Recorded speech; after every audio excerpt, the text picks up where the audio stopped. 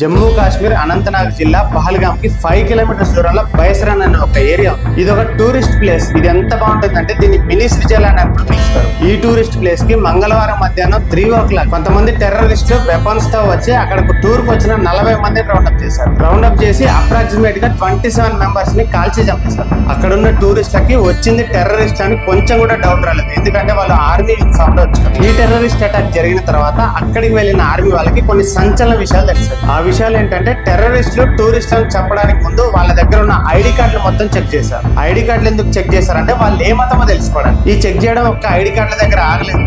మగవాళ్ళని అయితే ప్యాంట్లు విప్పి వాళ్ళకి సుంతి చేశారా లేదా అని కూడా చూసి రిలీజన్ కన్ఫర్మ్ చేసుకున్నారు. కొంతమందిని ప్యాంట్లు విప్పి చూసి హిందువులను కన్ఫర్మ్ చేసుకుని కాల్చి చంపారు. మరి కొంతమందిని కల్మా చదవమని అడిగి చదవడం రాని వాళ్ళని చంపేశారు. ఈ టెర్రరిస్ట్ అటాక్ తాలూకు విజువల్స్ అన్ని కూడా ఈ వీడియోలో నేను యాడ్ చేస్తాను. లాస్ట్ వరకు చూడు. చనిపోయిన టూరిస్టులలో ఒక్కొక్కరిది ఒక్కొక్క షార్ట్ స్టోరీ. ఈ ఫోటోలో ఉన్న అమ్మాయికి రీసెంట్ గా మ్యారేజ్ అయింది. హనీమూన్ కానీ కాశ్మీర్ కి వచ్చి అక్కడ నుంచి పహల్గామ్ దగ్గరలో ఉన్న బైసరన్ ఏరియాకి వచ్చారు. టెర్రరిస్టులు ఫస్ట్ ఈమె హస్బెండ్ దగ్గరకు వచ్చి ప్యాంట్ విప్పి చూసి ముస్లిం కదా కన్ఫర్మ్ చేసుకుని కాల్చి చంపారు. अपने आप बोले ना मुझे क्या बोलते भेलपुरी खाने से मेरा पति साइड में था, एक इंसान है उसने उसको गोली मार दी। यहाँ पे उसने बोला कि शायद मुस्लिम नहीं है, उसने उसको गोली मार दी। नहीं आप टेंशन मत लो। अब बेटा आप यहाँ पे रहो, हम साथ में। చనిపోయిన వారిలో మంజునాథ్ అనే ఒక రియల్ ఎస్టేట్ చేసే వ్యక్తి, ఆయన భార్య పల్లవి కూడా కాశ్మీర్ కి టూర్ కు వచ్చారు. मैं मंजुनाथ शिवमोगा कर्नाटक से हम इंडियन ट्रैवल स्टोर्स में बुक करके कश्मीर प्रवास में आए हैं। బైసరన్ లో ఈ భార్యాభర్తను కూడా టెర్రరిస్టులు రౌండప్ చేసి వాళ్ళ మతం ఏంటని ఎంక్వైరీ చేశారు. అతను కూడా ప్యాంటు విప్పి సుల్తి చేశారో లేదా చూసి తర్వాత షూట్ చేసి చంపేశారు. భార్య కళ్ళ ముందే భర్తను క్రూరంగా చంపడం ఎంత దారుణం. మంజునాథ్ ని చంపేగానే ఆయన భార్య పల్లవి తనని తన కొడుకును కూడా కాల్చి చంపేవని అడిగింది. కానీ దానికి టెర్రరిస్టులు ఏం సమాధానం చెప్పారో తెలుసా? మేము నిన్ను చంపము, మిమ్మల్ని క్రూరంగా చంపుతున్న విషయాన్ని మీరు మోడీకి చెప్పాలి అని చెప్పాడట. ఈ విషయం నేను చెప్తున్నది కాదు. చనిపోయిన మంజునాథ్ భార్య పల్లవి గారు నేషనల్ మీడియా ప్లాట్ఫామ్ లో అర్నబ్ గోస్వామితో ఫోన్ కాల్ లో చెప్పిన విషయం. जिस बंदे ने मेरे पति को मारा ना वो वही जा रहा था.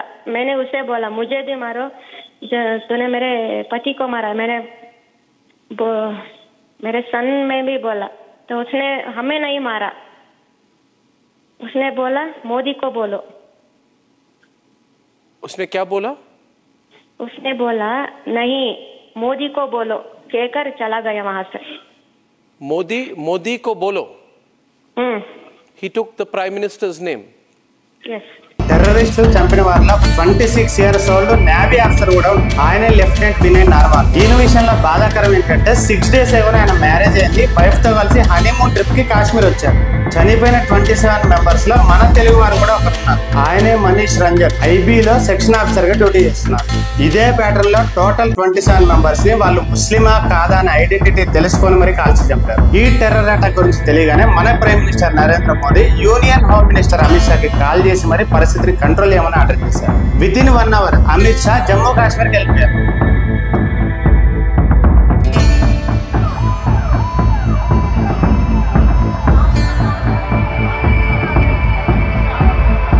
అమిత్ షా జమ్మూ కాశ్మీర్ ముఖ్యమంత్రితో పాటు హయ్యర్ అఫీషియల్స్ అందరితో కూడా ఒక హై సెక్యూరిటీ మీటింగ్ ఏర్పాటు చేశారు.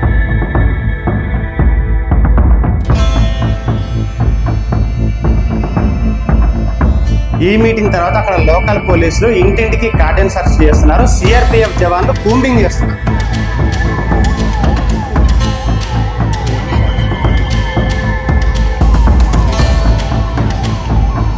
గవర్నమెంట్ కి ప్రైమరీగా దొరికిన ఇన్ఫర్మేషన్ ఏంటంటే ఈ అటాక్స్ వెనకాల లష్కరే తోయిబాకి రిలేటెడ్ గా ఉన్న ఒక సంస్థ రెసిస్టెన్స్ ఫ్రంట్ అని అనుమానపడుతుంది.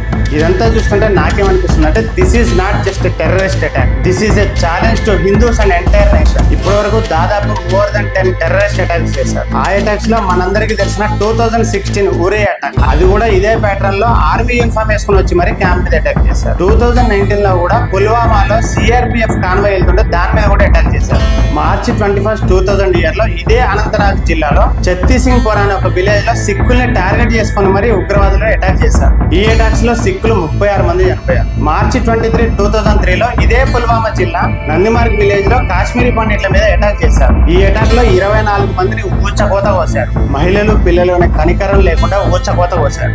ఇక అమర్నాథ్ యాత్రను టార్గెట్ చేసుకుని దాదాపు 3 times అటాక్ చేశారు. ఈ అటాక్స్ లో 56 members చనిపోయారు. పాకిస్తాన్ లో హిందువుల్ని టార్గెట్ చేసి చంపుతున్నారు, బంగ్లాదేశ్ లో హిందువుల్ని టార్గెట్ చేసి చంపుతున్నారు, వెస్ట్ బెంగాల్ లో హిందువుల్ని టార్గెట్ చేసి చంపుతున్నారు, ఇప్పుడు జమ్మూ కాశ్మీర్ లో కూడా హిందువుల్ని టార్గెట్ చేసి చంపుతున్నారు. What's their motive? హిందువులను చంపడం వాళ్ళ టార్గెటా? ఎస్, హిందువులను చంపడం వాళ్ళ ప్రైమరీ టార్గెట్. హిందువులందరినీ చంపేశారు. మరి వాట్స్ నెక్స్ట్? అసలు ముస్లింలు కాని వాళ్ళ మీద వీళ్ళకి ఇంత హేట్రెడ్ ఎక్కడి నుంచి వస్తుంది? నాకు తెలిసి వాళ్ళ ఐడియాలజీలోనే నొక్కుతుంది. ఇది కేవలం మతాల మధ్య గొడవ మాత్రమే కాదు. It's not just a war between religions, it's a war for land also. ఇలాంటి అటాక్స్ తో భారత్ ని భయపెట్టి, ప్రపంచ దేశాలని భయపెట్టి, ఆఫ్ఘనిస్తాన్ లో ఎట్లయితే తాలిబాన్లు గవర్నమెంట్ లాక్కున్నారో అట్లనే భారత గవర్నమెంట్ కూడా లాక్కుందామని ఉగ్రవాదుల కుట్ర. మనమేమో సెక్యులర్ ముసుగులో కులం, ప్రాంతం, భాష అని కొట్టుకు సద్దాం, వాళ్ళేమో ఓన్లీ మతాన్ని టార్గెట్ చేసి చంపుకుంటూ పోతున్నారు. ఇప్పటికైనా మనం సెక్యులర్ ముసుగును తీసేసి ఇస్లామిక్ వైలెన్స్ కి ఎగైనెస్ట్ గా నిలబడాలి. అసలు టెర్రరిస్టులు ఈ అటాక్ చేయడానికి వెనుకున్న పొలిటికల్ స్ట్రాటజీస్ ఏంటో చెప్తాను. నంబర్ 1, అమర్నాథ్ యాత్ర. జూన్ 3 నుంచి అమర్నాథ్ యాత్ర స్టార్ట్ కాబోతుంది. దీన్ని డిస్టర్బ్ చేయడానికి అని చెప్పి ఈ అటాక్ చేస్తారు. నంబర్ 2, కాశ్మీర్ టూరిజాన్ని దెబ్బతీయాలి. ఎందుకంటే కాశ్మీర్ టూరిజం కి సంబంధించి సెంట్రల్ గవర్నమెంట్ ఇచ్చిన స్టాటిస్టిక్స్ ప్రకారం గడిచిన 10 సంవత్సరాల్లో 15,30,00,000 మంది టూరిస్టులు వచ్చారు. నంబర్ 3, మోదీ సౌదీ పర్యటనలో ఉన్నారు, America vice president Vance Bharat పర్యటనలో ఉన్నారు. ఇలాంటి టైంలో భారత్ లో టెర్రరిస్ట్ అటాక్ చేస్తే ఇది ఒక ఇంటర్నేషనల్ న్యూస్ అవుతుంది అనేది వాళ్ళ స్ట్రాటజీ. నంబర్ 4, పాకిస్తాన్ లో వైలెన్స్, బలూచిస్తాన్ లో గొడవలు, వీటన్నిటిని కూడా డైవర్ట్ చేయాలనేది వీళ్ళ స్ట్రాటజీ. నంబర్ 5, వెస్ట్ బెంగాల్ లో వక్ఫ్ బిల్లుకి వ్యతిరేకంగా జరుగుతున్న అల్లర్లని పక్కదారి పట్టించడంలో ఇది ఒక స్ట్రాటజీ. నంబర్ 6, ఈ అటాక్ తోనే టెర్రరిస్ట్లని రిక్రూట్మెంట్ చేసుకోవచ్చు, చొరబాటుదారులను ఎంకరేజ్ చేయవచ్చు. నేనైతే ఈ వీడియో ద్వారా ఇస్లామిక్ వైలెన్స్ కి ఎగైనెస్ట్ గా వాయిస్ రేజ్ చేస్తున్నాను. అలాగే ఈ అటాక్ లో చనిపోయిన వారందరి ఆత్మలకు శాంతి చేకూరాలని, గాయపడ్డ వాళ్ళందరూ త్వరగా కోలుకోవాలని దేవుని ప్రార్థిస్తున్నా. జై హింద్.